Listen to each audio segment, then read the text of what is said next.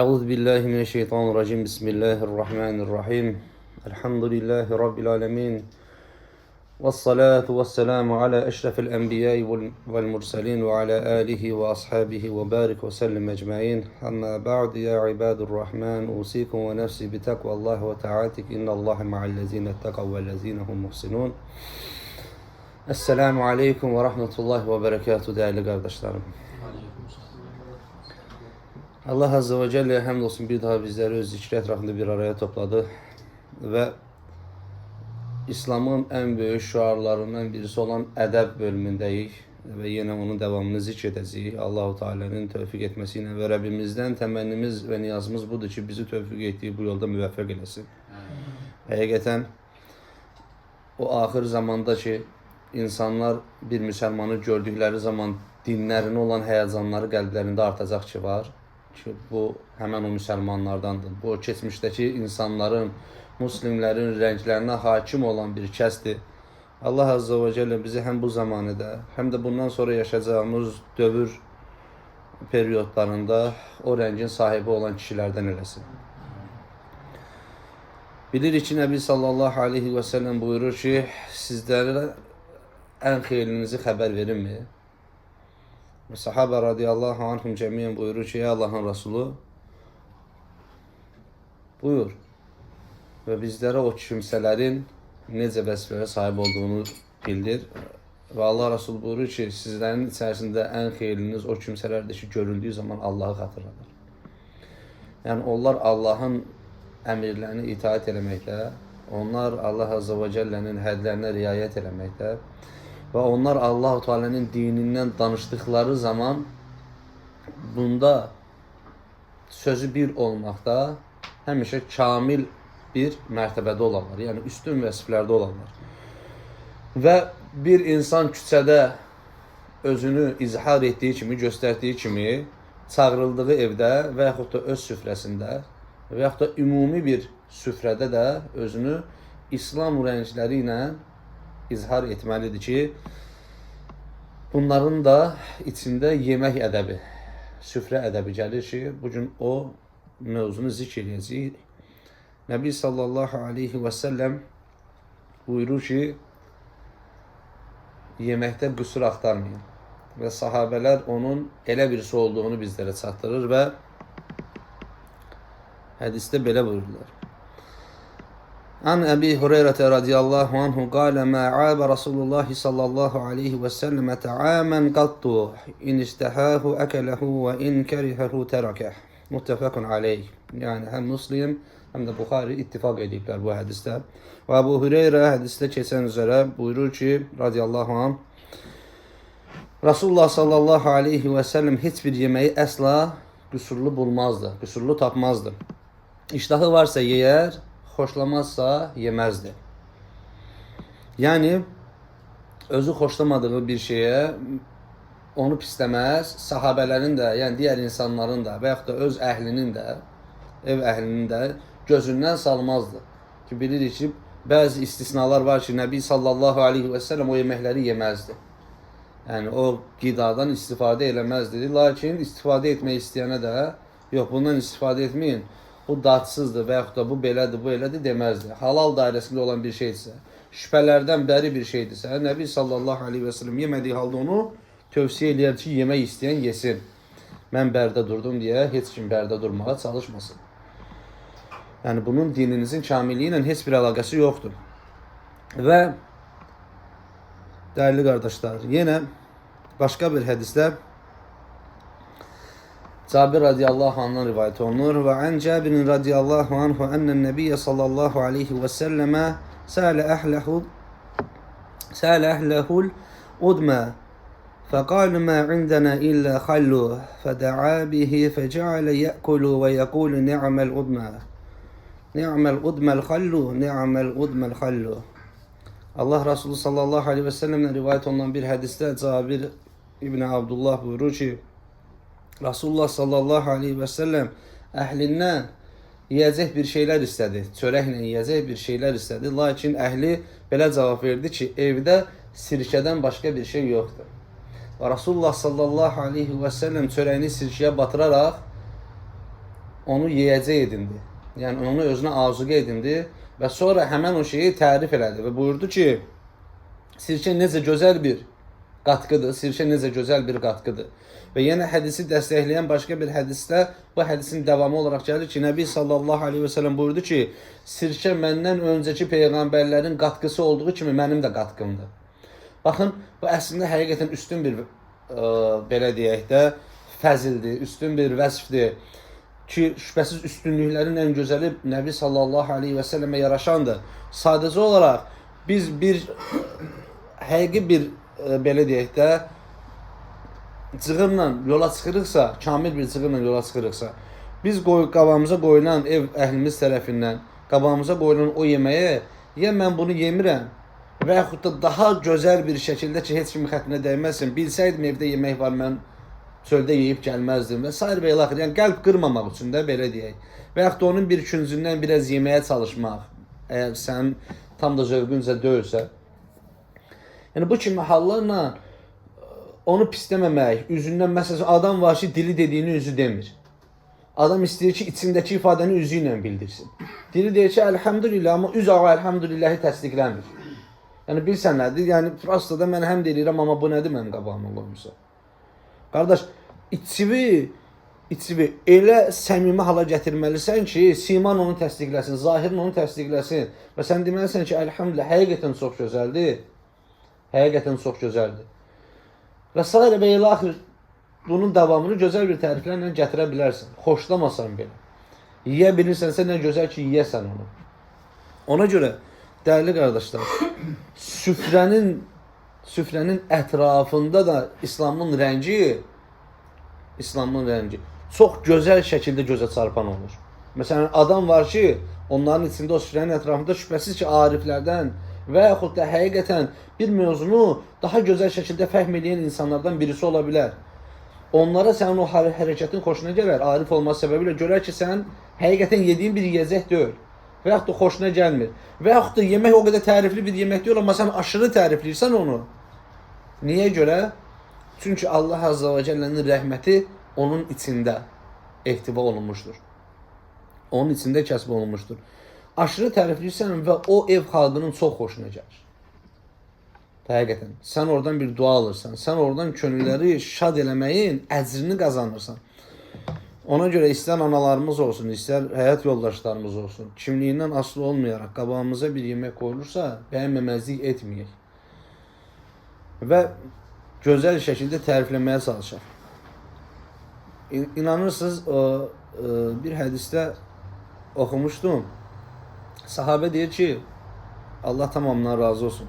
Deyir, Allah Rasulü sallallahu aleyhi və səlləmlə bir masa ətrafında deyir, əyləşmişdik deyir, əyləşirdik, çox vaxt bir yerdə yeyirdik, yeməyə çalışırdıq. O deyir, tək yemək yeməzdi deyir, bizi də çağırardı. Əsasən də suf əhlini çağırardı, miskinləri çağırardı. Deyir, qabağımızda deyir, qabların içində yeməyə deyir, baxırdıq deyir, sanki yeməklər deyir, Allahı zikr edirdi. Sanki deyir, o tükələr deyir, Allahı zikr edirdi deyir. Qabın içində deyir, hərəkətdə olduğunu deyir, şey edirdik deyir, fərziyə edirdik deyir. Çünki o yeməyə o insanlar elə yanaşırdı ona görə. O yeməyi dəyərli tuturdu. Müqəddəs yox ha. Hörmətli tuturdu. Ona görə o hörmətli tuturdu deyə onun bərəkəti var idi. Yediyi zaman qarnı doyuzdurardı və onun enerjisi Allah yolunda sərf olunardı.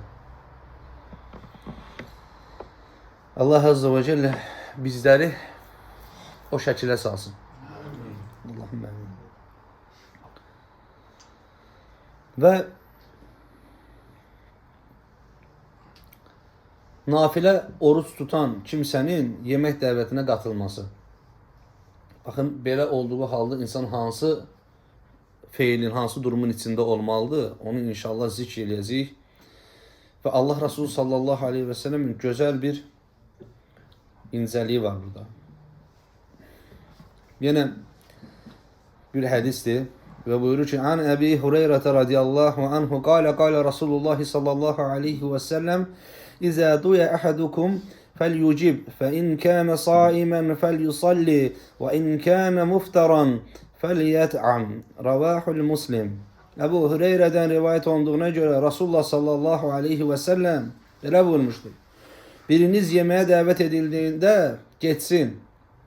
Eğer oruclu ise dəvət sahibi üçün dua etsin. Oruclu değilse yesin buyurmuştur. Yani oruclu olduğu təqdirdə deyir, dəvət sahibinin dəvətinə icabət eləməlidir o insan.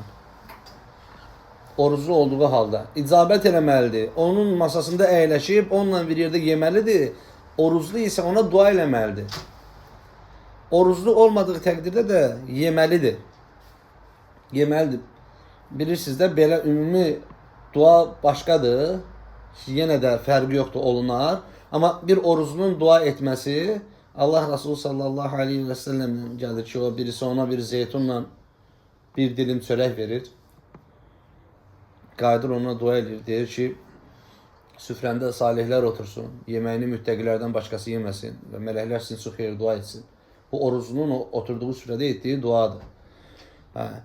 Məsəl üçün digər də var ki, Allah malına, əhlinə bərəkət versin. Süfrəni daima salihlərlə ətrafını əhatə etdirsin. Və s. və ilah. Ona görə deyir ki, biriniz oruclu olduğu halda onu geri çevirməsin, geçsin, o dəvətdə iştirak eləsin. Çünki nafilə orucundan gedir ha söhbət. Yəni burasını da qeyd edək. Anlaşıldı mı? Səni dəvət edib, sən ona sünnətdir ki, icabət edəsən. Bax, birisi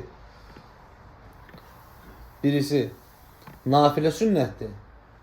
Birisi Allah Resulü sallallahu aleyhi ve sellemin həyatının olmazsa olmazıdır. Ki, bir müsəlman səni dəvət edir və sən ona icabət edirsən. Anlaşıldı mı? Yəni,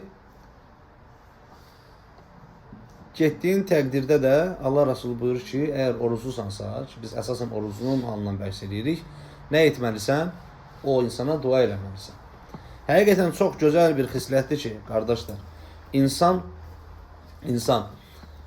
getdiyi evdə namaz vaxtı düşürsə nə gözəl, getdiyi evdə evin əhlinə dua eləsin. Çox gözəl bir haldır. Və həqiqətən duanın ən gözəl edildiyi yerlərdən birisi də birisinin qonaq getdiyi yerdə ev əhlinə dua eləməsidir. Dua eləyən insan bilməlidir ki, öz evində duanı etdiyi kimi bilirik də, sallallahu aleyhi ve sellem Efendimiz buyurur ki, birisi müsəlman qardaşı üçün dua eləyərsə, onun yanında dayanan mələklər deyər ki, ya Rabbi, bu quluna mislini nəsib elə. Mislini nəsib elə. Bir də getdiyin evdə elədiyin dua var ha. Evinə dönürsən, əgər həqiqi səmimi bir dua eləmirsənsə, evini bıraxıb ayrıldığından daha xeyirli bir halda tapırsan. Anlaşıldı mı? Ona görə dualarımız istər öz evimizdə olsun, istər qonaq getdiyimiz evlərdə olsun, səmimi olmalıdır. Bunun qarşılığını görək deyə olmamalıdır da. Məsələn, keçən dəfə bir qardaşla danışırıq, deyir ki, bəs o hədisdən sonra deyir, mən dua edirəm, deyir ki, bəs Allah mənə o qarşılığını versin. Mən də ona Allah üçün birbirini sevən iki qardaşın misalını çəkdim. Dedim, o biri gedirik, xəstə qardaşını ziyarət eləməyə. Bir mələk gəlir, deyir, umduğun nədir? Umduğum ancaq Allahın rızasıdır. Yəni, onun mənim üzərimdəki haqqıdır, qardaşım da ziyarət eləməliyəm. Anlaşıldı mı? Və Allah Azze ve Celle elə bir səmimiyyətə əcr verir. Elə bir səmimiyyəti təsdiq edir. Yoxsa sən nəsə umsan, gözləsən bir əməlin müqabilində. Yəni, şübhəsiz ki, bütün əməllər Allahın rəhməti ilə qarşılıq tapır, əcr tapır.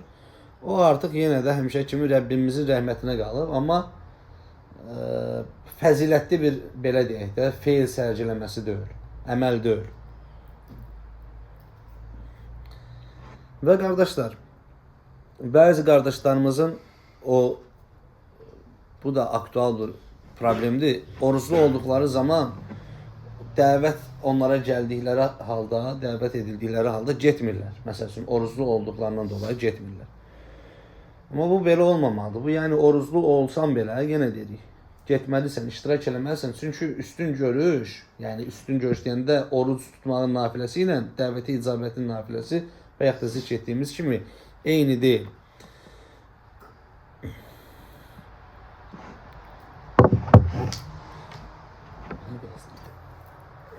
Deməli, bir də süfrə ədəbləri var ki, onlarda artıq müsəlmanlar həm öz əhillərindən savayı həftənin və yaxud da günün müəyyən öğünlərində və yaxud da iftar günləri heç olmasa, birinci, dördüncü günlərdə qardaşları ilə bir araya gəlməyə çalışmalıdırlar. Yəni onlarla bir yerdə iftarlarını eləməlidirlər. Onlar bir-birlərinə dua eləməlidirlər və bir-birlərinə axirəti xatırlatmalıdırlar. Bir-birlərinə ölümü xatırlatmalıdırlar.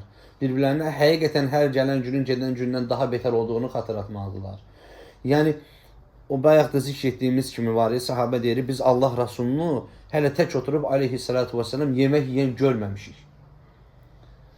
Bu bilirsiniz nə deməkdir? Bu orada yeməyini bir insanla bölüşməkdən savayı orada olunan müəyyən ki, o insanların durumunu müşahidə eləmək var ha. Məsələn, sən birisini dəvət edə bilərsən evinə. Və yaxud da müəyyən bir yerdə bir süfrə açarsan, qardaşlarını dəvət edərsən, istər Ramazan orucu olsun, istərsə də onlardan o ibadətdən sonra gələn 1-4 sünnət orucu olsun. Dəvət edirsən və onların halını müşahidə edirsən. Görək, həqiqətən də məsələn, bu qardaşımızın halı necədir? O qardaşımızın sıxıntıları varmı? Varsa nədir? Anlaşıldı mı? Müsəlman müsəlmanların, müminlərin ən xeyirlisi bir-birinin halından xəbər tutandır. Bir-birinin halını müşahidə eləyəndir. Və həqiqətən bir-birinə canı yanandır. Bax, bu süfrənin ətrafında bir araya gəlmiş qardaşlıq qiymətidir. Və bugün həqiqətən bizim o edə biləcəyimiz, o şəhidlərin, peyğəmbərlərin, sıddıqların o gözünü tikib baxdıqları o mərtəbə var ha, tabiri caizsə. O mərtəbəni qazanmağımızın tək yoludur ki, Allah üçün qardaşlıq eləyənlərin mərtəbəsi.